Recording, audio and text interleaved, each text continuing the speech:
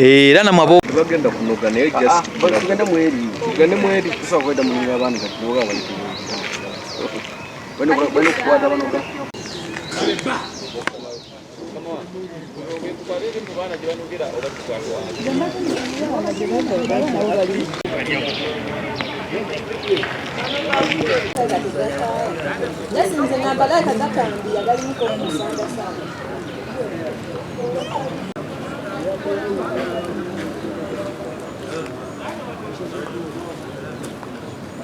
Twanywedde ku makya.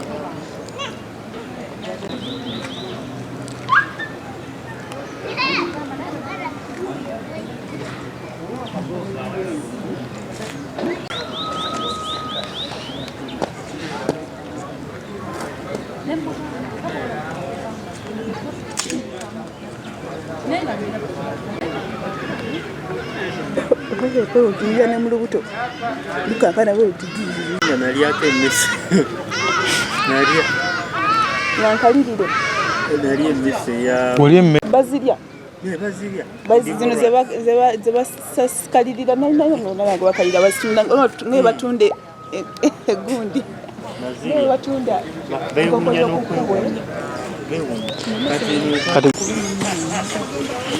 Wedo wakayogera ekigambo ekyesitaza mu nnimiro ekirika mu lugono lw'Amairungi.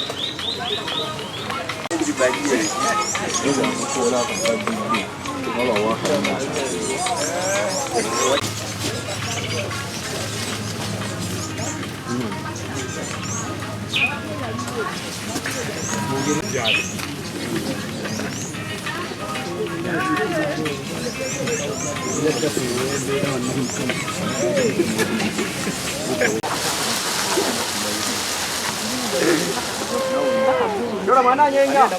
Kawaraga. Yo, onyenyamu. Iria. Oyo wajuba.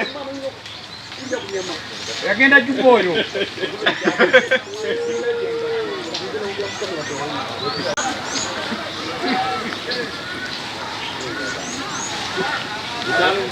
Neba kurangi chikubawa ne kipole kukwako.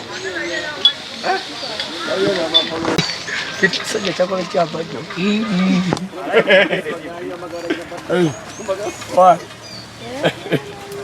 Simulawa.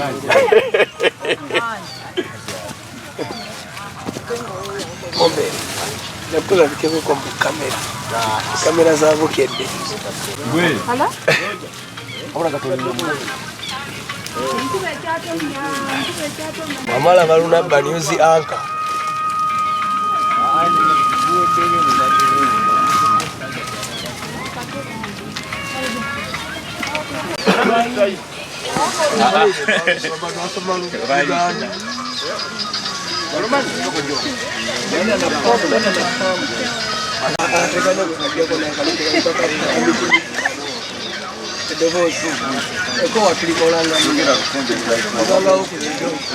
Tulambudde Moses amugwa amanyinga sajjabbi.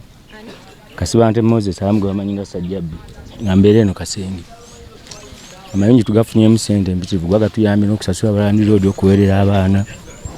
Kale kati we bagajjawo tuba tetulina kyakuzzaako. Kuba mutuweeredde abaana, mutwabidde bazadde baffe bali mu kyalo.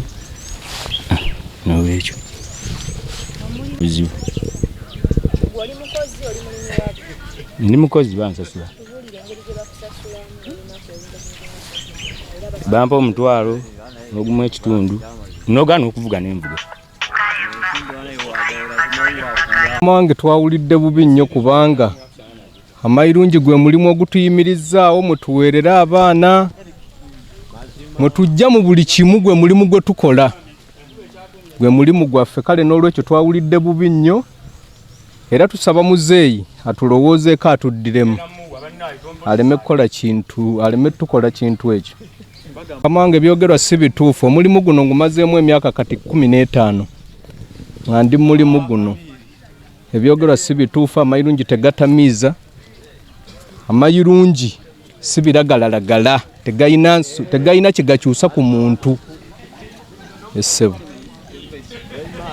Salongo Matovu Moses gemanya gange katusaba pulezidenti waffe omulonde atukyusizeemu alongooseemu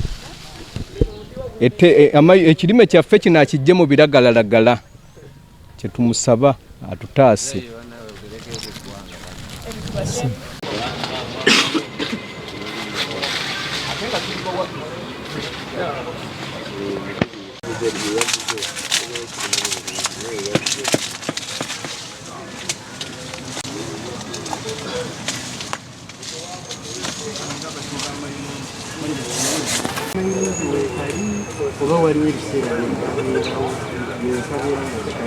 akatale k'Amairungi weekali okujjako mu biseera Eric wenima katugambe oba eka namba kungulamu kyenkana kitya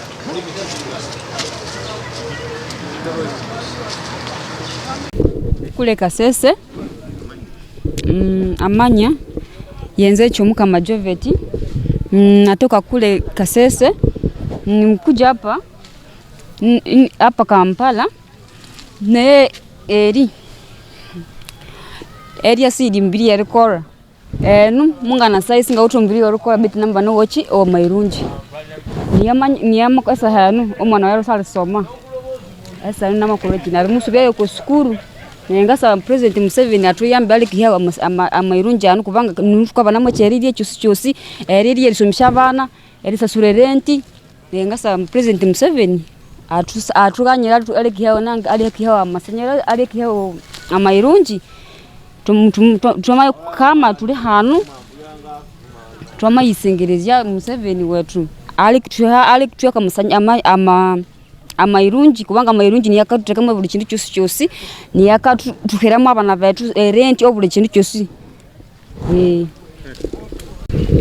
Nze Rutaro Timose abanyi gwe bamanyinga mani omusuuzi wa Amairungi ene Kasenge ate nga ndi mulimi so tetwafunye bwenkanya na President Museveni okwanti yasanize etteeka eruwera Amairungi eruwere biragalagala mu Uganda nga tasoose considering science waffe gwe twanonyereza okukola research yenna mu ggwanga mu laboratories enjawulo okuva ewandege ya Makerere Embarara ne mu World Food Program so twakola program zaffe ne tukola research buno fo mulungi ne tufuna science omulungi akwatagana ku Amairungi katagenda buzibu era ffe bagenze okwera Amairungi okuteeka wetteeka banning Amairungi bonga parliament nga tekoze research tekoze kimala okunonyereza ku Amairungi lwaki galina kwanga gawerebwa era kusaawa eno abantu baffe tukwesa bonna abali mu nnimiro muneno ndoza mu balaba bayitirivu nnyo bawera obukadde 8 abali mu Amairungi kubakola buli kimu kyonna era kibategeera bazaliwa mu Amairungi ne bajjaja bazaliwa mu Amairungi nange nazaliwa mu Amairungi nsomedde ku Amairungi so kati okujete teeka erbanning Amairungi gavewo mu ggwanga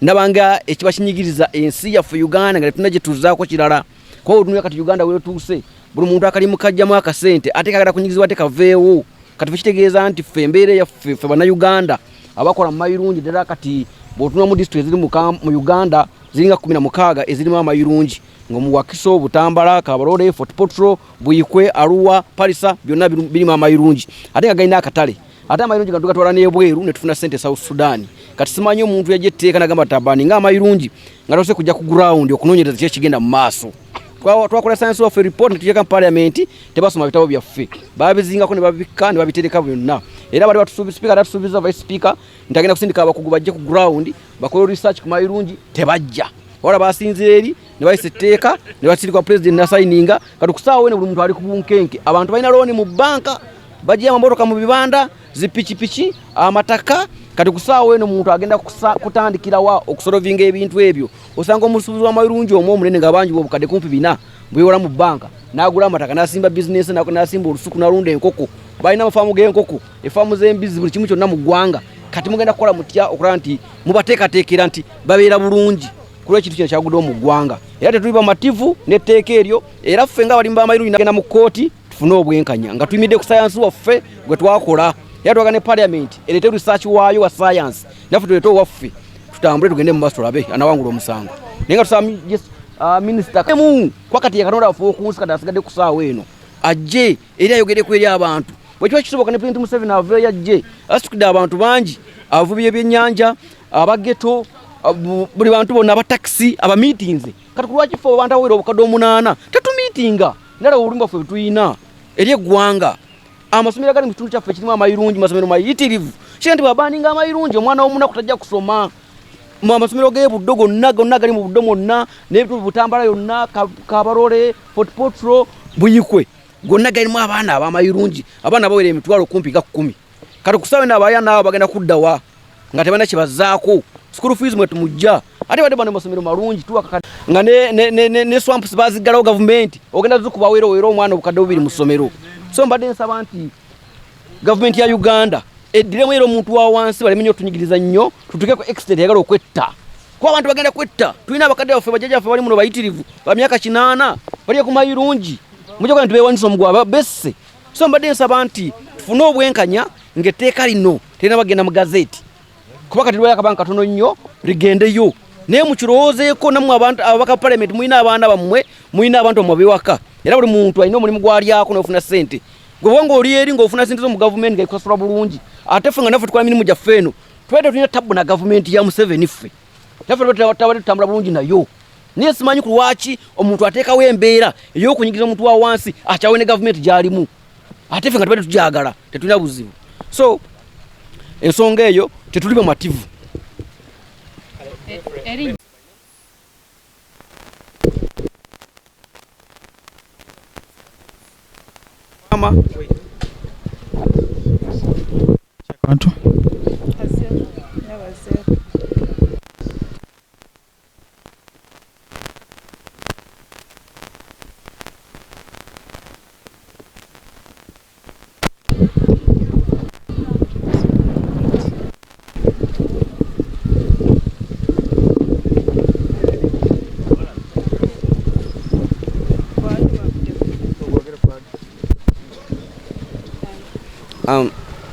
I'm Rutaro Timose by names.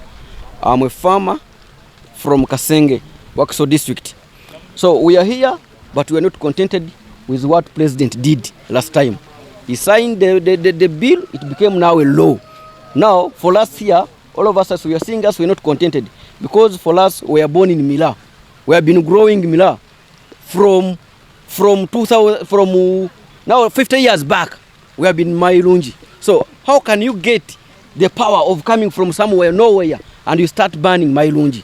So my suggestion is, I'm requesting the government of Uganda, before it carries out that bill to go into the gazette, let the government first come and make research on the ground. Because for us, we are here, we are contented with our science. We made a research from the different laboratories of Uganda. We have a research from Makerere, from Wandegaya, from South Africa, and from different universities of Uganda. So the Parliament of Uganda, it didn't consider our research. It just came out from nowhere and put that bill and sent the bill to the president to sign to ban our Mmira. So we are not contented with it. We are almost 80 million in the Amairungi, what we call a KHAT. So if we decide to ban the Amairungi, where do you expect the people to go? All of us, we are going to suffer. We pay the school fees, we get school fees from Amairungi. We get whatever we eat from Amairungi. We pay the rent from Amairungi. We have a loan. Some people got loan from the bank. They bought a car from where they're selling car. They are demanding them. The motorcycle, they are demanding them. The school fees, they are still demanding them. Now where do you expect those people to go? We don't want you people to kill our people. Let our people just enjoy their country. The little they are getting, you are trying to take it away from them. Now what are we going to do? So we should come together. So I'm calling upon all the farmers of Amairungi, all over the Uganda, to come together to make sure that we fight this. And moreover, we're going to the court. The court has to stand on its own and decide the truth according to our science. And we need the parliament to bring its science to consider that we can continue with our job.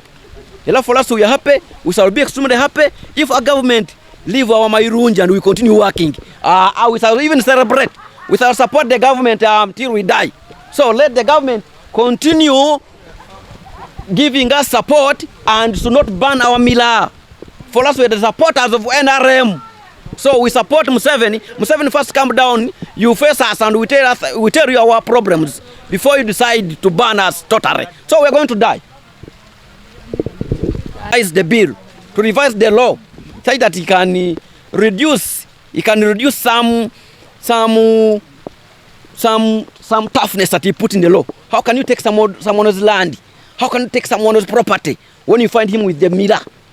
You cross up the land, you take the land, you do whatever you take. So let him revise the law so that he can simplify for us. We can continue working. For us, we are not opposing that. But if the government has the right, we can pay the tax to the government. We can pay the tax to the government so that we can continue working.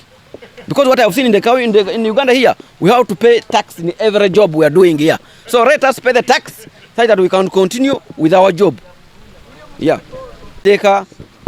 Lyateekeddwako omukono President w'eggwanga naye tubadde tumusaba kitaffe taata waffe omulungi etteeka otunulemuko oliddirizeemuko at least Amairungi ogaggyemu kuba tegalina buzibu mu biragalagala bye bazingiramu. Ffe tetuwakanya tteeka ery'ebiragalagala naye twagala Amairungi ago agatalina buzibu twakola kukozesa ky'omulungi ogasikemu odirize mu tteeka eryo.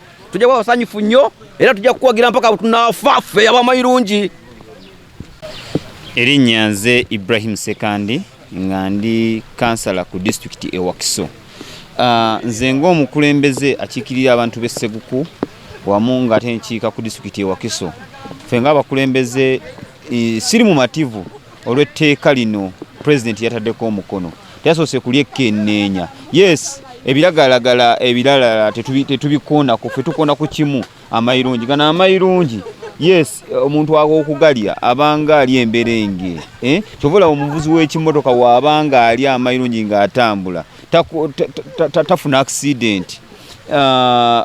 Amairungi nga tegalina disadvantage yonna ku bulamu bw'omuntu naye essaawa eno Parliament yavuddeyo nebeera nga eteeka President ng'ateeka omukono ku tteeka lino. Awe tulajanira nze ndi willing nga kansala okuyamba abantu bange okulaba nga tumiitinga omuntu yenna gwe kikwatako ku tteeka lino okulaba nga tufuna obwenkanya.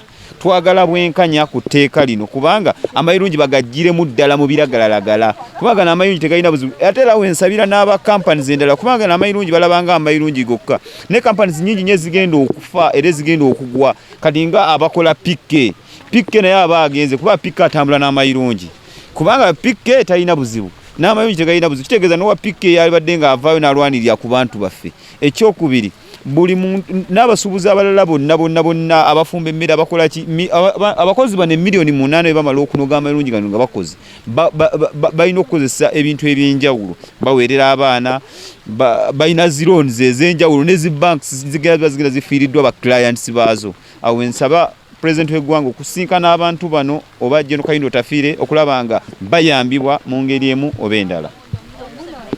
No nazikuyikiriza nezakola Sikafunye.